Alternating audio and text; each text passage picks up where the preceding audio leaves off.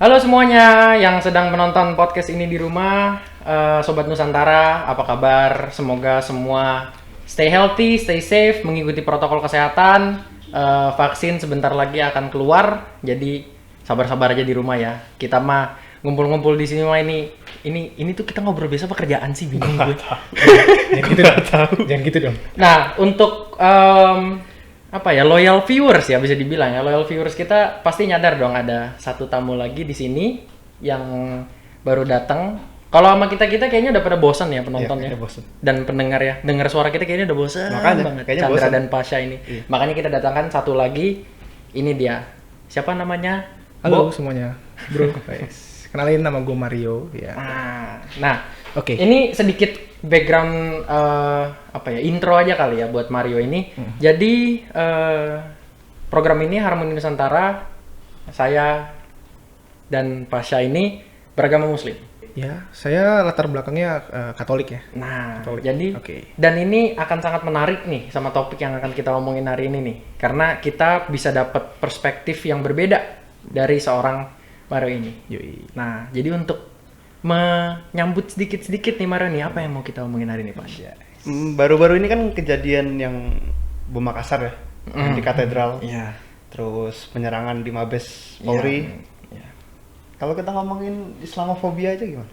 Masih agak berat tapi mantap nih. Karena ada orang yang berbeda agama kan. Jadi kita takutnya kalau misalkan orang Muslim ngomongin Islamofobia jadi subjektif. Betul. Tapi sebelum kita masuk ke diskusi ini, kita ucapkan belasungkawa dulu untuk daerah Makassar dan Mabes Polri atas serangan yang telah dilakukan.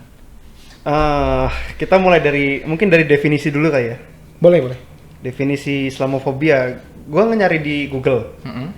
Ini gue kutip dari CEREX, Center for Research on Extremism, dari Universitas Oslo, Norway ya, Mang? Gue juga lupa. Oke, jangan ngomongin geografi. Ini gue kutip dari Lars Erik sama Astrid Hoek. Ini definisi dari Islamofobia itu istilah yang digunakan untuk menggambarkan prasangka, sentimen negatif dan permusuhan terhadap Islam. Islam di sini sebagai gagasan dan agama, sekaligus Muslim sebagai kelompok budaya dan etnis. Itu definisi yang cukup saintifik ya, cukup ilmiah ya. Bisa dibilang. Jadi mungkin simpelnya kalau misalkan orang bilang Islamofobia itu adalah rasa takut terhadap Islam. Simpelnya gitu. Secara agama dan secara orang-orang yang memeluk agama sebagai Islam. Muslim ya. Secara keseluruhan berarti. Ya, secara keseluruhan. Nah, kalau gue sih ya, gue melihat Islamofobia ini tumbuh, lahir, besar dan subur itu ya karena ini serangan-serangan seperti ini. Karena mungkin kalau kita bicara dari segi agama, kita sesama Muslim ya, kita sudah tahu dong, jelas dong kalau yang dilakukan mereka itu salah, ya kan? Tapi Islamofobia itu jadi timbul itu karena orang yang bukan Muslim, dia melihat perilaku penyerang-penyerangan seperti ini, lalu penyerang-penyerang itu mereka mengatasnamakan Islam, ya kan? Jihad lah segala macam, mati syahid segala macam. Nah, itu di mata orang yang bukan orang Muslim itu menimbulkan Islamofobia karena mereka akan memiliki mindset yang kok Islam serem ya, gitu loh. Sementara kita orang-orang Muslimnya tuh yang kayak enggak, itu salah loh, kita yang dirugikan. Ya, tapi suara kita itu seperti kalah karena penyerangan-penyerangan yang telah dilakukan ini mereka sangat impactful, menimbulkan rasa takut. Betul. Ngefek, sangat ngefek. Teror, mass hysteria lah, teror secara massal gitu loh. Dan tapi alhamdulillahnya kalau yang dari gue baca di berita, di serangan Makassar dan yang di Mabes Polri tidak memakan korban jiwa ya, kecuali penyerangnya sendiri. Jadi kita bisa agak-agak tenang lah yang kali ini lah ya. Tapi kalau menurut lu gimana, Pak? Gimana ya? Orang-orang tuh kan ngomong Islamofobia itu ngefeknya ke yang misalnya kayak Mario non-Muslim gitu.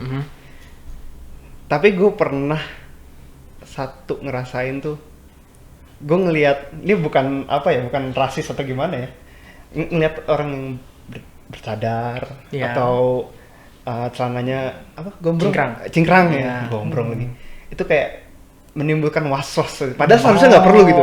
Jadi menimbulkan sebuah sentimen Bisa ya benar terhadap orang. Oke. Tapi itu bukan salah lu nggak sih? Maksudnya seandainya ada orang yang pakai cadar, pakai celana cingkrang, teroris. Bukan salah orang yang menyebutkannya juga karena mindset yang dibuat seperti itu. Padahal orang-orang yang mengenakan pakaian-pakaian seperti itu yang bisa dibilang hatinya baik ya, tidak memiliki niatan untuk menyakiti orang lain, saudara sesama manusia, itu juga banyak. Jadi terminologi atau istilah Islamofobia di sini ini sangat merugikan banyak pihak ya, kalau gue lihat ya. Nggak cuma dari orang muslimnya doang loh. Dari orang non-muslimnya itu juga merugikan. Karena apa? Karena mereka jadi memiliki sentimen buruk terhadap orang Islam. Merugikannya how? Ya timbul rasa takut, timbul keresahan, bisa-bisa prejudis, persekusi. Bisa-bisa justru malah to the point mereka tidak mau berteman dengan orang Islam. Kita kelihatan aman-aman di sini aja karena ini ya kita tinggal di Indonesia, negara dengan penduduk muslim terakhir gue cek sih terbanyak. Sensus 2016 itu seingat gue 87, sekian persen lah Islam di Indonesia ya. Ya kita merasa aman-aman aja, orang kita tinggal di kalangan mayoritas. Coba kalau kita ke Amerika kan kasus yang Asian hate lagi naik banget ya sekarang ya. Coba kalau kita ke Amerika pakai jilbab, padahal mah kita jilbab pakai doang. Wah itu bisa dipersekusinya setengah mati itu, habis. Nah menurut gue itu mereka termakan oleh paham-paham Islamofobia, bukan paham apa ya? Ya itu istilah Islamofobia itu tadi. Ya, stereotip nyambung gak sih? Stereotyping gitu segala macam. Kalau stereotip lebih ke, kalau gue sih lebih ke kayak orang Arab. Gue sih ke situ ya. Kalau apa ya? Kayak generalisasi kalau Islamofobia tuh menurut gue. Tapi kayaknya pemirsa juga udah bosan kali ya dengerin yang muslim-muslim. Coba yang Katolik gimana? Menurut lo gimana nih? Menurut gue ini sebenarnya disclaimer dulu ya. Gue bakal ngomong sepengalaman gue yang gue alamin aja. Dan beruntungnya emang gue dari kecil, nggak dari kecil sih ya, dari SMP mungkin emang gue udah deket sama temen-temen muslim, dan ya nggak cuma muslim sebenarnya, campur lah. Dan beruntungnya lagi yang teman-teman gue itu yang moderat, yang yang santuy lah, yang nggak sampai begitunya. Dan makanya dari itu gue nggak punya ada kayak traumatis segala macam, nggak benci gitu, apalagi gue udah tahu orangnya begini. Tapi tetap sih gue prihatin kayak aduh ternyata di luar sana masih ada yang kurang dibilang intoleran gak sih atau gimana sih? Intoleran. Iya gitu ya. Nah kalau ngomongin intoleran dan toleransi, menurut menurut gue itu bekerja dua arah. Jadi bagaimana toleransi itu bekerja ya tidak bisa disebut toleransi kalau hanya satu pihak yang toleran, ya kan? Benar. Dan disebut intoleran kalau misalkan satu pihak tidak memiliki sifat toleran itu tadi. Betul. Jadi misalkan kita teriak-teriak toleran segala sini, tapi nyatanya saudara semanusia walaupun bukan seagama ya tetap dipersekusi. Bahkan to the point saudara seagama pun dipersekusi. Hanya karena berbeda pendapat, berbeda pilihan atau berbeda paham, berbeda ideologi. Nah, itu sudah intoleran itu di situ. Udah bahaya kalau menurut gua. Tapi kalau toleransi itu ya kayak gini lah. Kita duduk bertiga gini walaupun Pasha sama gua sama-sama muslim. Pasti kita punya perbedaan dong. Ya kan? Benar. Ideologi kah atau misalkan paham, bahkan terhadap Islam itu sendiri mungkin kita memiliki perbedaan, tapi apakah kita berdebat? Kan tidak. Apakah kita setiap hari kalau nongkrong ngomonginnya muslim lu salah, muslim lu salah? Kan enggak kayak gitu. Yang lebih ekstrimnya lagi, kita berdua duduk bareng lu.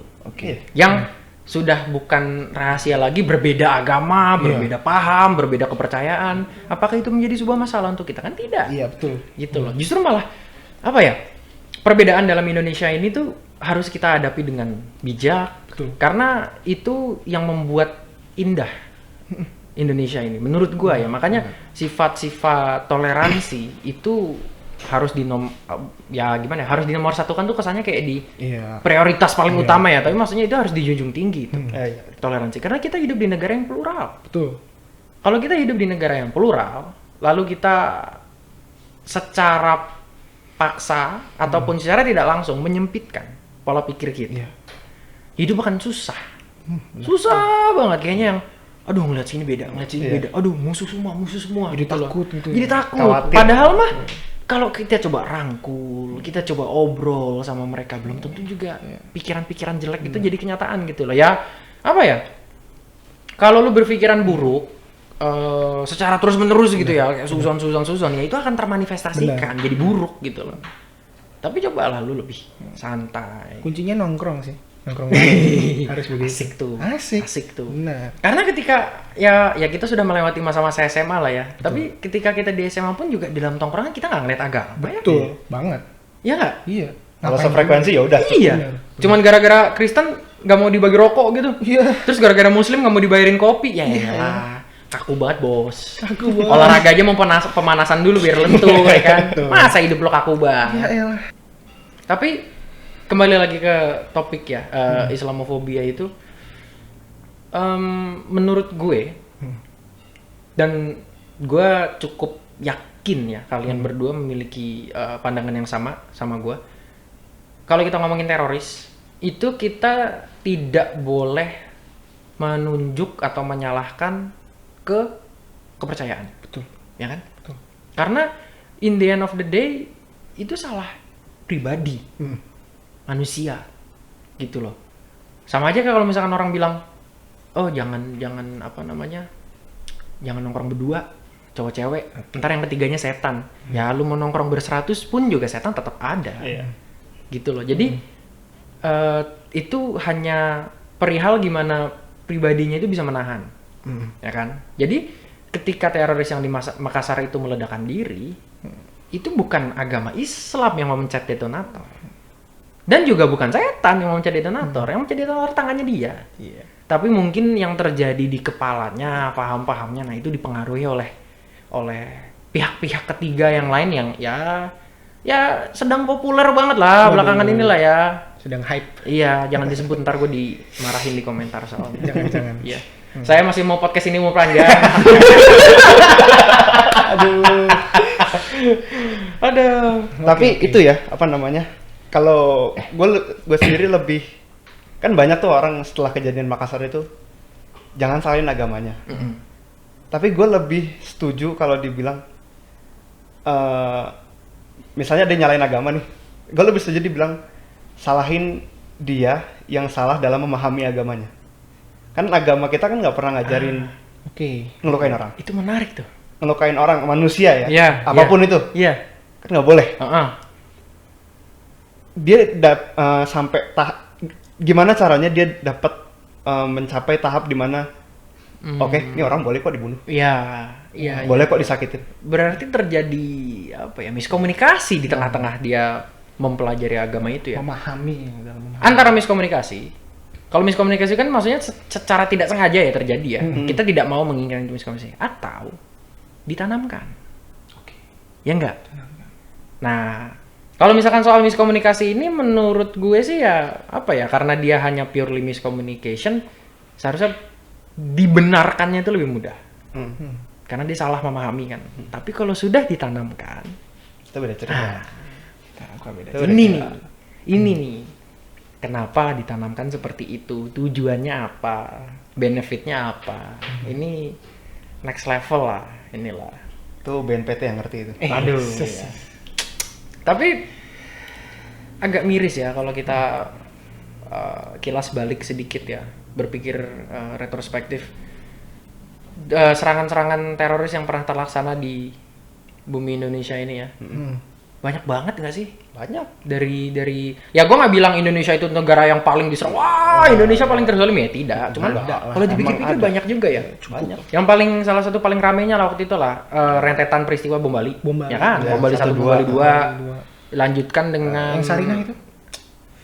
Enggak, Sarinah itu kan masih 2016 ya? 2016. Oh. Abis itu kan ada rentetannya. Oh, Ritz-Carlton, Marriott, ya. Yang sampai gue sebagai seorang Mancurian ya, sebagai seorang Manchester United kecewa sekali. Karena pemboman itu United gak jadi kesini. Aduh, sedih gue. Karena takut mereka. Tapi make sense lah. Iyalah, gimana kalau misalkan mereka nginep di hotel atau hotelnya di luar lagi kan? Orang sekarang aja. Ya ini sering terjadi ya setelah serangan-serangan seperti ini pasti ada himbauan kalau bisa jangan ngumpul dulu, jangan ke tempat yang ramai. Terlebih lagi sekarang kan pandemi nih, ya kan, COVID segala macam. Jadi itu membantu agenda dari Polri mungkin atau BNPT untuk encourage orang-orang supaya mereka tidak berkerumun. Tindakan preventif. Karena sudah ada bahaya ancaman virus satu, sama ancaman bom lagi dua, gitu loh. Masa mau hidup tuh yang enak aja lah. Masa mau ke mall modal makan doang kok nyari mati gitu loh. Kan ngeri. Orang tadi aja nih baru kejadian ya di gue melewati salah satu stasiun MRT baru-baru ini, dan gue melihat ada kayak satuan keamanan K9 yang depan megang anjing. Ih, itu gue ngeliatnya serem itu. Sampai segitunya loh. Iya, benar. Ya karena kan kita nggak tahu serangan berikutnya akan terjadi di mana, ya kan? Akan terjadi skalanya sebesar apa? Gue malah dengar ada desas-desus katanya ada bom 1-2 biji ketemu. Itu ngeri lagi, gue nggak tahu lah. Ya cuman kayak masih cuit-cuitan grup WA. Nggak tahu kredibel. Ya, nggak tahu kredibel atau nggak. Makanya serem banget. Gila lu. Jadi nggak tenang ini ya. Jadi nggak tenang. Padahal kalau takut sih jangan sampai takut gitu. Jangan. Tapi kalau nggak tenang itu udah pasti mutlak kan? Mutlak sih. Iya. Terlebih lagi jangan sampai takut sama orang muslim. Wih, jelas dong. Iya dong. Jelas. Dan juga sahabat-sahabat, nah gue ngerinya kayak gini nih. Kan kalau Islamofobia itu kan kita takut sama orang beragama Islam, mungkin karena serangan teror. Bisa-bisa jadi, lo tau nggak? Ini bisa jadi juga orang takut sama orang yang beragamanya Kristen. Bisa. Karena apa? Yang dibom kan gereja. Oh, mengundang. Iya, mereka mengundang. Jadi mereka memiliki mindset, nih kalau gue temenan sama orang Kristen, gue cepat mati nih. Aduh. Gimana kalau misalkan, udah yuk ke nikahan saudara gue, isinya Kristen semua, lu Islam sendiri, tato aulanya tuang. Bisa jadi lahir loh, paham-paham kayak gitu loh. Makanya gue bilang tadi, tindak terorisme ini, radikalisme dan ekstremisme ini tidak merugikan, tidak hanya merugikan satu pihak, semuanya kena. Keresahan masyarakat, dapat, ya kan? Orang Islamnya sendiri, korbannya sendiri. Masih untung kemarin nggak ada korban jiwa. Kalau kayak bom Bali, masya Allah. Waduh, kalau gue mikirin itu. Banget itu. Gue pernah dapat cerita dari ibu gue. Katanya zaman setelah bom Bali 1 atau setelah bom Bali 2 gitu. Kan ada orang yang beresin kayak setelah terjadinya pemboman gitu. Ya, dia lagi jalan ada helm motor, diangkat sama dia isinya kepala. Nggak usah dibayangin. Telat udah kebayangin. Gue ngelihat darah sapi kental waktu kurban aja. Ini lagi gue ngeliat kepala dalam helm. Jangan sampai. Amin. Makanya ini yang kayak gini-gini itu sebetulnya yang harusnya bukan di stop ya. Maksudnya kalau di stop itu susah loh itu. Itu tinggi loh. Lu mau nge-stop kayak gitu, tapi apa ya? Dimitigasi, diminimalisir gitu loh. Toh setelah serangan kita yang terakhir yang 2016 yang di Sarinah kan kita berhasil hidup sampai 2021 sekarang, berarti 5 tahun. Hampir 5 tahun ya dengan tenang. Walaupun ada ancaman-ancaman yang di Poso ya. Kan ada gerakan separatis. Ya, yang sempat beberapa aparat kita turun kan untuk mengamankan situ. Tapi kan, nah maksud gue itu loh, tindakan yang bisa dibilang tindakan preventif yang bener tuh kayak gitu. Jadi lo tersebutlah sebuah lokasi ya kan, ada sel teroris di situ, lalu masuk ya walaupun itu tidak mudah. Tapi kan kalau sekarang kalau misalkan orang bilang berarti kita harus melakukan tindak preventif apa, udah meledak gitu loh. Jadi sekarang bukan tindak preventif, tindak damage control, memitigasi gimana caranya ini supaya tidak meluas, tidak memperparah gitu loh. Kalau preventif itu ya sebelum terjadi. Dilakukan. Nah masalahnya guys, apa tuh? Yo guys, kalah. Di paham-paham yang kayak gini itu sudah mulai menyusup ke apa ya, bisa gue bilang ya, ke gang-gang kehidupan kita lah. Karena kalau kita melihat kalau kita ngomongin teroris, kalau misalkan teroris Islam ya, Islamic terrorism, ISIS, Al-Qaeda gitu loh. Tapi itu kan yang besar-besarnya. Ini sudah mulai menyusup nih. Grassroots gitu ya, kecil-kecil. Iya, udah mulai ke grassroots-nya. Itu agak apa ya? Grassroots tuh apa ya? Agak mulai ke ya akar-akar kehidupan ya masyarakat ya. Udah mulai nyelip lah di pengajian. Nyelip di taklim. nyelip di sekolah. Nah, itu udah Liko. iya. Nah, dan yang buruknya itu adalah kalau misalkan kita konfront langsung orang yang menyebarkan paham-paham seperti itu, mereka bisa ngeles. Enggak, saya nggak nyebarin kok. Mereka memang secara apa ya? Secara garis pendek tidak. Apa yang mereka sebarkan itu ya mungkin paling parahnya provokatif. Tapi tidak radikalisme. Tapi itu tuh ya apa ya? Lu kan nanam tanaman kan nggak langsung naruh biji pun jadi gitu loh. Nah, itu prosesnya tuh. Prosesnya itu yang bahaya.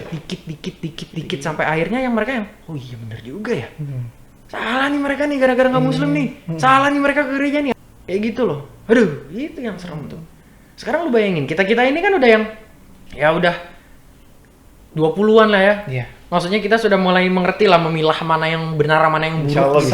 Insya Allah bisa. Sekarang lu bayangin kalau yang kayak gini-gini diajarin ke anak 5 tahun. Aduh, 6 tahun. Sejak dini repot banget. Yang belum bisa memilah informasi. Ya, itu bisa. Dia loh. Itu dia. Masalahnya itu. Kalau misalkan kayak kita terpapar nih, kan kita bisa ngeliat, ih teroris apaan sih, nggak jelas gitu loh.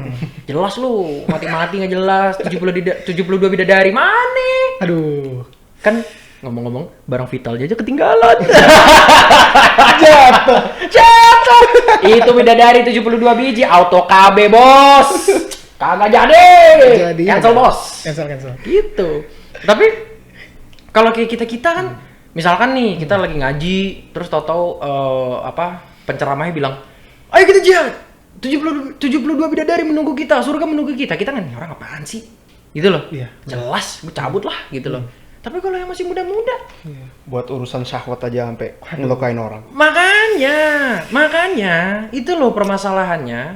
Maksud gua kayak yang lu sedesperate itu apa? Pengen masuk surga, yang lu hanya tergiur gara-gara 72 bidadarinya doang. Kayak masalah hidup lu di mana, men?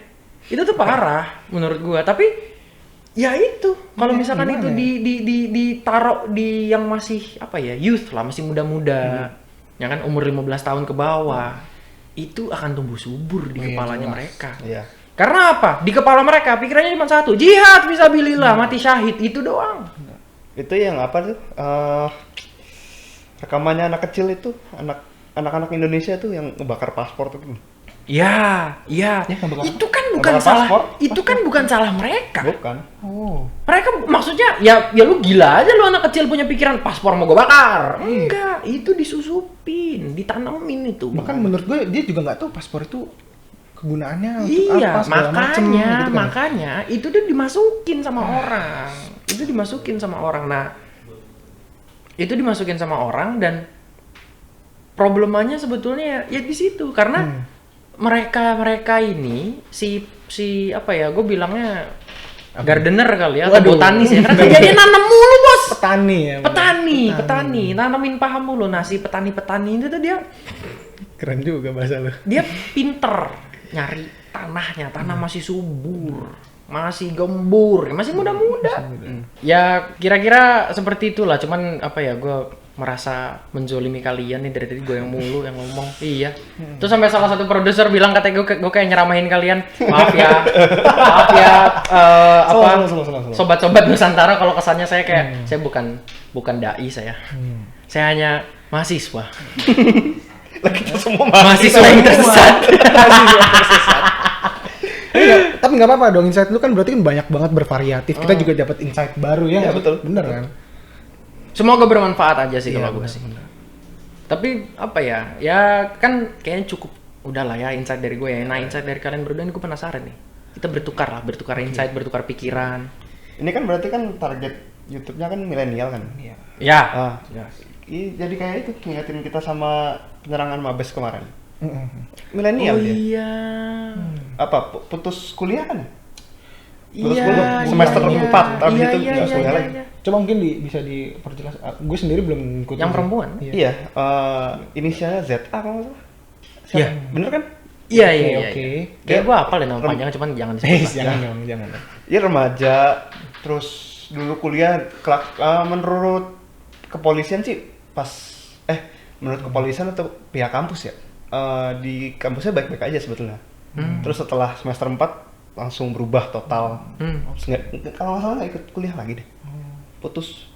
Putus Nah, apa gua itu belum sempat baca itu, dijelaskan nggak maksudnya dia menjadi anehnya itu kenapa? Nah, iya. Setelah gabung ke apa? Karena Gua sih lebih bahaya lo salah pengajian daripada salah pergaulan sebetulnya. Tapi berarti tapi berarti mereka itu masih ngampus harusnya ya? Maksudnya Pasti. umur kelahiran 90-an kan? Ya, Milenial gitu. Ngampus tengah akhir nggak sih? Ya bisa Ya dibilang. kan?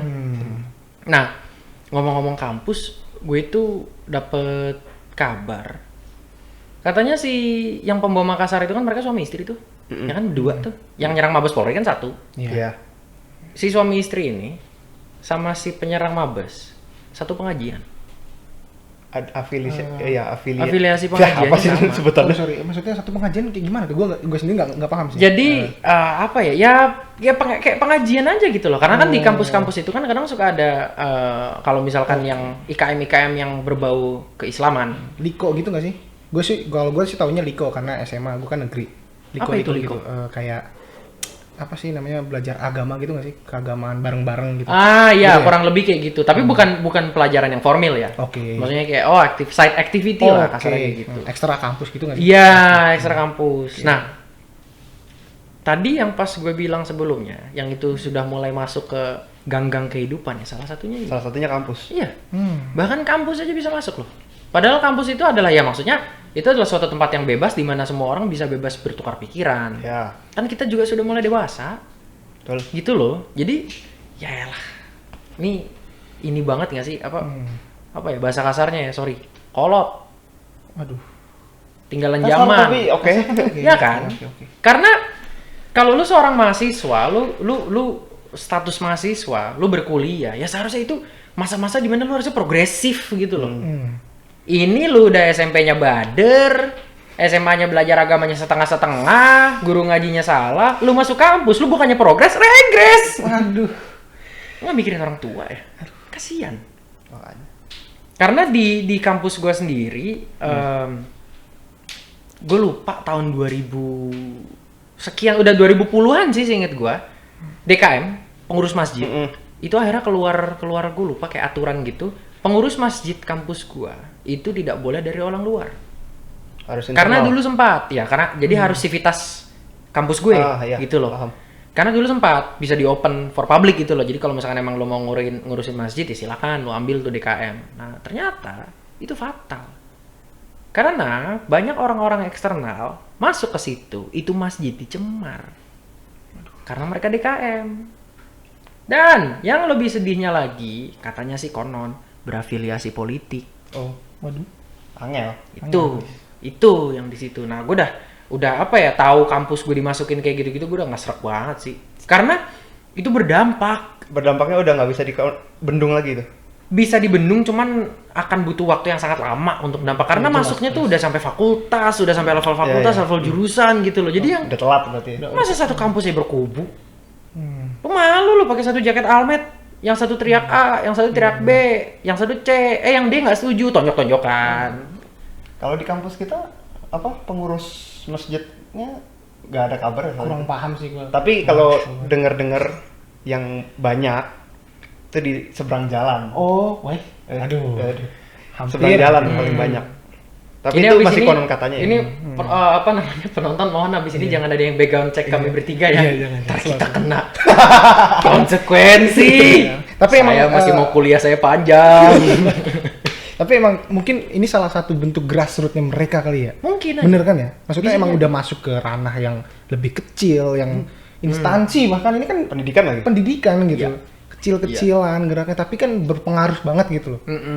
Ini gue sebagai teman-teman yang ini aja kayak cukup konsen gitu melihatnya, kayak kok bisa ya, keren. Bahkan juga elu.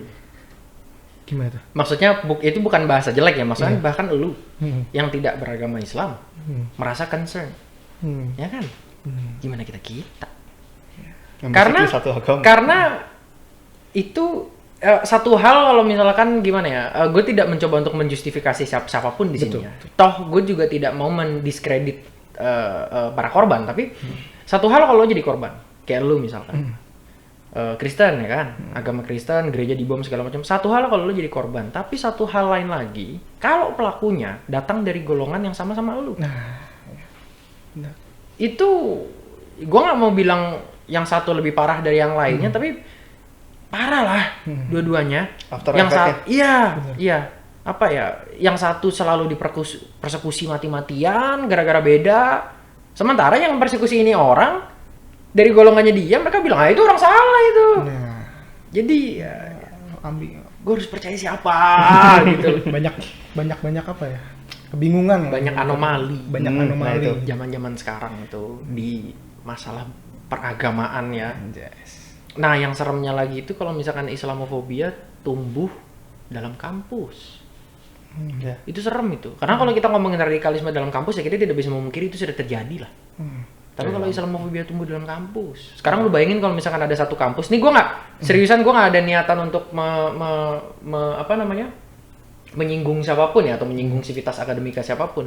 Sekarang lu bayangin kalau misalkan ada satu kampus yang saking tertanamnya paham Islamofobia dalam kampus itu, mereka melarang IKM keislaman. Iya, bisa jadi. Ya kan? Bisa jadi. Melimit jumlah masjid atau musola atau fasilitas keibadahan, tempat wudhu, segala macem. Batasi kegiatan keagamaan. Itu dia. Iya, benar. Tapi kalau dipikir-pikir lagi ya, yang menyedihkannya lagi, si pelaku bom yang di Makassar itu, yang 2 orang, si cowoknya atau ceweknya gitu, mereka tuh anak-anak baik gitu loh. Dikenal sebagai anak baik. Ya, jadi diidentifikasi sebagai anak alim, beragama segala macam, tapi sangat disayangkan kalau perilakunya kayak gitu ya. Karena ini orang-orang alim dan orang-orang beragama yang lainnya tercemar reputasinya. Karena yang dulunya dilihat, oh ini anak bener nih, anak lempeng gara-gara kejadian ini, wah lu jangan-jangan teroris. Jadi timbul kecurigaan nggak sih? Bener banget. Bener banget, itu yang bahaya tuh kayak gitu. Apalagi kalau kecurigaannya tuh nggak ada apa namanya? Nggak mendasar. Nggak ada base-nya. Tapi justru malah itu merugikan orang-orang yang memang ingin beragama secara benar. Orang-orang yang bisa dibilang orang-orang alim lah ya, gitu. Yang pengen ngejalanin agama ya dengan bener aja gitu loh. Ingin menjadi orang yang lebih baik, ingin menjadi umat Tuhan yang lebih taat segala macam gitu loh. Makanya untuk orang-orang yang kayak gini-gini nih, ini menurut gue ya, kita harus protect. Kita harus lindungin mereka, dirangkul. Kalau misalkan kita ngerasa mereka udah mulai salah-salah pengajian nih, ya tarik-tarik dikit lah ke arah sini lah, biar nggak kebawa banget. Karena gue yakin banget si petani-petani tadi, ya kan, selain anak-anak kecil dan anak-anak muda yang dicari, nih orang-orang kayak gini nih, orang-orang kalem, orang-orang alim, yang kalau orang ngelihat tuh alis lo nggak naik gini nih, mereka santai gitu. Ini yang dicari sama mereka. Orang-orang kayak gitu gampang bersembunyi di balik masyarakat. Itu dia. Jadi orang ngeliatnya orang biasa masuk masjid, orang biasa, ya kan? Ya kan? Masuk Indomaret, biasa cadaran, duar, ayo. Saya mau tanggung jawab. Bener. Nah, teman-teman kita yang kayak gini, itu jadiin martir sama mereka. Jadi kasarnya lu duduk, bawa tas, sono. Bawa nama Allah, bawa nama Islam. Kayak gitu aja. Itu yang maaf bahasa ya, itu yang fakta sebetulnya. Itu yang parah. Justru malah mereka nih, si petani-petani ini yang pengecut mereka. Pengecut dan pemalas. Kalau misalkan emang lu percaya dengan mati syahid, lu percaya dengan jihad, kenapa nggak mereka yang lakuin? Lu yang lakuin lah. Sono, gue mah gak mau. Jangan lu ngajak teman-teman gue. Sono sendiri, gitu loh. Toh kalau misalkan mereka yang ya apa ya kasarnya, kalau mereka yang nyerang mabes segala macam, mati abis. Hidup tenang. Iya enggak? Bener. Gitu loh. Ya kalau dari gue sih mungkin apa ya? Kalau dibilang closing remarks ya mungkin kayak gitu-gitu aja lah. Kita harus waspada, tetap waspada terhadap paham-paham yang seperti itu, tapi di saat yang bersamaan juga kita tidak boleh menjauhkan teman-teman kita yang ingin menjadi lebih dekat kepada Tuhannya, ingin belajar agama lebih dalam, menjadi orang yang lebih baik, lebih taat kepada agama dan Tuhannya. Kita rangkul, kita kasih yang Indonesia tuh jauh nih, zaman dulu nih, rentetan sejarah nih, itu Nusantara loh dulu loh. Dan dalam Nusantara ini banyak agama yang masuk ke sini, semuanya masuk secara damai, secara peaceful, dan justru malah agama-agama yang masuk ke Nusantara itu menyerap kebudayaannya Nusantara. Nah, dari situlah tumbuh harmoni Nusantara. Program podcast ini. Betul. Oh, jadi ini terinspirasi dari situ ya? Iya, keren, iya. keren. Karena benar. kita itu tinggal di negara di mana semua agama yang masuk ke negara kita pada zaman dulu itu tidak ada yang kaku. Bener. Jadi masuk, kulturnya kayak gini, masuk segala macam. Sekarang kayak kalau dari contoh Islamnya sendiri ya, Wali Songo memasuki Islam pakai wayang, pakai apa segala macam. Jadi kayak kaku. Kalau kaku nggak bisa masuk. Karena culture kita tuh kental. Pendekatan kerakyatan. Iya, pendekatan kerakyatan. Apa ya? Budaya Nusantara. Itu bahasa politik banget. Waduh. Kan kalian anak politik. Jangan dimention. Saya mana komunikasi. Karena budaya Nusantara kita itu dari Sabang sampai Merauke itu kental banget. Gitu loh. Dan itu yang gue tidak mau ini hilang. Karena teroris-teroris kayak gini, ini berharga banget nih. Kalau dari lu, sahabat beda server? Waduh. Gimana? Kenapa nggak langsung disebut aja agamanya daripada beda server? Ya intinya ya, maksud gue sebagai perwakilan Katolik mungkin ya. Ya gue percaya dengan adanya pemikiran-pemikiran kayak kita gini, kita bisa saling melindungi lah ya. Seenggaknya sesama ya mahasiswa lah, dimulai dari yang paling kecil dulu. Ya kedepannya semoga aja sih udah gak ada lagi lah. Semoga itu selalu panjang umur ya. Bener, panjang umur perjuangan. Panjang umur perjuangan melawan radikalisme, terorisme, betul, dan ekstremisme. Bener. Nah, dari Bapak pendiam dari tadi, lu kayak profesor tau gak sih? Dari tadi taruh handphone, bawa notebook, pakai kacamata. Iya, tua banget gue ya. Apa ya? Teroris itu nggak akan pernah habis. Dari segi latar belakangnya, mau agama atau hal-hal yang lain. Ya kita cuma bisa prepare dengan cara preventif, melindungi teman-teman kita yang ingin beragama secara benar, lurus, dekat dengan Tuhannya tanpa melakukan ajaran-ajaran yang melenceng, tidak senonoh, menistakan agama. Nah, itu yang paling penting. Itu definisi menistakan agama sesungguhnya itu. Iya, betul. Karena kalau si petani-petani ini tanahnya bisa kita amanin, mati mereka nggak punya tanah. Betul. Dari situ, in the end of the day, mereka yang harus turun sendiri. Kalau mereka yang harus turun sendiri, aparat kita siap. Tebas habis, sikat semuanya. Iyalah, nggak ada ampun untuk teroris. Benar. Ya paling itu kalau closing remarks gue. Iya. Oke, sebelum ditutup sesi podcast kali ini, gue juga mau menyampaikan rasa terima kasih gue terhadap TNI dan Polri. Gue yakin bapak-bapak semuanya dan petugas-petugas aparat-aparat sudah melakukan the best you can. Betul. Yang terbaik lah untuk Indonesia. Cuman mohon nih, gue mau menghimbau sedikit nih. Tidak bisa dipungkiri juga, di kalangan TNI Polri juga tersusuplah paham-paham seperti ini.